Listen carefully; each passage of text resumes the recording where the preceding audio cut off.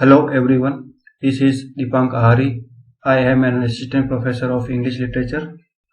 आज मैं आपको a short story को explain करने जा रहा हूँ and the name of the short story is Marriage is a private affair. विवाह एक व्यक्तिगत मामला है। यह short story चिनुआ एचीबी द्वारा लिखी गई है। फर्स्ट ऑफ ऑल हम इस राइटर के बारे में कुछ जान लेते हैं। चिनुआ एचीबी 1932-2013। चिनुआ एचीबी का बर्थ 1930 में हुआ था और इनकी डेथ 2013 में हुई थी। He was Nigeria's best known writer. वह नाइजीरिया के बेस्ट जाने माने राइटर थे।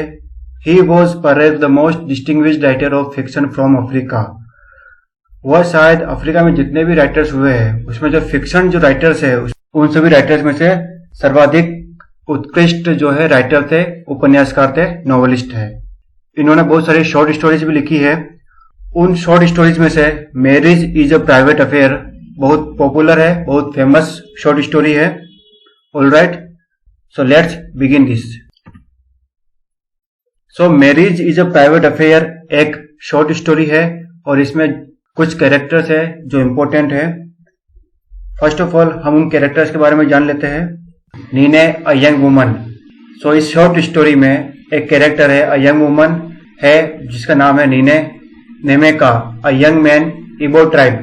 नेमेका एक युवा आदमी है जो कि इबो ट्राइब से बिलोंग करता है। एंड नेमेका का फादर है, वो भी बहुत इंपॉर्टेंट कैरेक्टर है इस शॉर्ट स्टोरी में। And Ugoye Nweke, Jacob Nweke's daughter. Ugoye Nweke एक कैरेक्टर है जो कि नेमेका के नेबर जेकब न्वेके की डॉटर है, जेकब न्वेके की बेटी है। ऑलराइट, तो ये कुछ इंपॉर्टेंट कैरेक्टर्स है इस शॉर्ट स्टोरी में। Alright, so let's begin this story. जैसे ही ये कहानी शुरू होती है, नीने नेमेका को कहती है, क्या अब तक तुम अपने पिता को लेटर लिख चुके हो? नीने ने एक दोपहर जब वो नेमेका के साथ अपने कमरे में लेगोस में बैठी थी तब उसने ये पूछा। नेमेका इसका रिप्लाई करता है, नहीं, मैं इसके बारे में सोच रहा हूँ कि मुझे क्या करना चाहिए। मैं यह सोच रहा हूँ कि मुझे उनसे तब बात करनी चाहिए जब मैं छुट्टियों में घर जाऊं। नीने पूछती है, लेकिन क्यों? तुम्हारी छुट्टियां अभी बहुत दूर है, 6 सप्ताह दूर, और मुझे लगता है कि उनको हमें बताना चाहिए, हमारी खुशी में उन्हें शामिल करना चाहिए। नीने की बात सुनकर नेमेका कुछ टाइम के लिए चुप रहा और उसने बहुत धीरे से बोलना शुरू किया।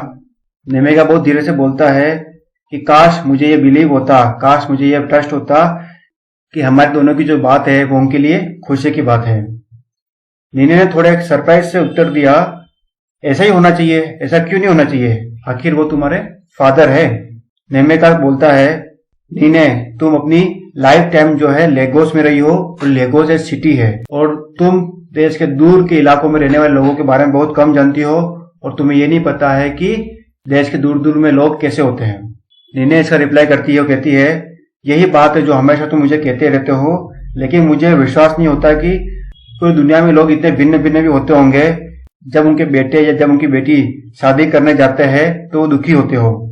नेमेका इसका रिप्लाई करते हुए कहता है कि हाँ, उनके बेटे और उनके बेटी की शादी से दुखी भी हो सकते हैं। अगर वो शादी जो है उनके द्वारा डिसाइड नहीं की गई हो तो हो सकता है वो बहुत ज्यादा दुखी भी हो सकते हैं।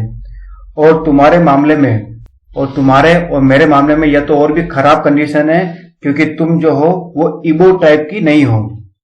नेमेका की यह बात नीने ने सुनी। उसे हमेशा यह बात मजाक से लगती थी कि एक आदमी की जाति का प्रभाव जो है उसकी शादी पर भी पड़ सकता है। अंत में उसने सोच समझकर नीने ने कहा, उसने नेमेका को कहा कि वास्तव में तुम्हारा यह तो मतलब तो नहीं होगा कि केवल इस वजह से कि मैं किसी और ट्राइब की हूँ, किसी और जाति की हूँ, तो बहुत तुम्हारी और मेरी शादी के लिए विरोध करेंगे। मैंने सुना है कि इबो ट्राइब के जो लोग हैं वह अन्य जाति के या अन्य ट्राइब के लोगों से बहुत अच्छा बिहेव करते हैं, बहुत अच्छा व्यवहार करते हैं। नेमेका ने इसका रिप्लाई करते हुए कहा, हाँ, ऐसी बात तो है, लेकिन बात जब शादी की आती है तो यह बात उतनी नॉर्मल नहीं रहती। और अगर तुम्हारे पिता जिंदा होते और वो भी इबिबो भूमि में रह रहे होते, वो भी मेरे फादर की तरह ही सोचते हैं और वो भी इजीली हमारी शादी करवाने के बारे में डिसाइड नहीं करते। नेमिका की यह बात सुनकर नीने कहती है, मुझे कुछ नहीं पता, कैसे भी हो तुम्हारे फादर जो है वो तुम्हें बहुत लव करते हैं, तुम्हें बहुत चाहते हैं और मुझे पूरी तरह से बिलीव है कि वो तुम्हें जल्दी ही माफ कर देंगे।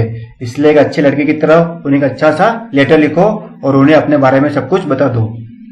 बट नेमेका उसका रिप्लाई करता है कि लेटर के द्वारा अगर मैं इस न्यूज को उनको बताऊंगा तो मेरे ख्याल से ये कोई अच्छा आइडिया नहीं है, क्योंकि जैसे वो लेटर पढ़ेंगे और लेटर में पढ़ी हुई न्यूज पढ़ेंगे जो मैंने उनको कही होगी तो उनको शौक लगेगा।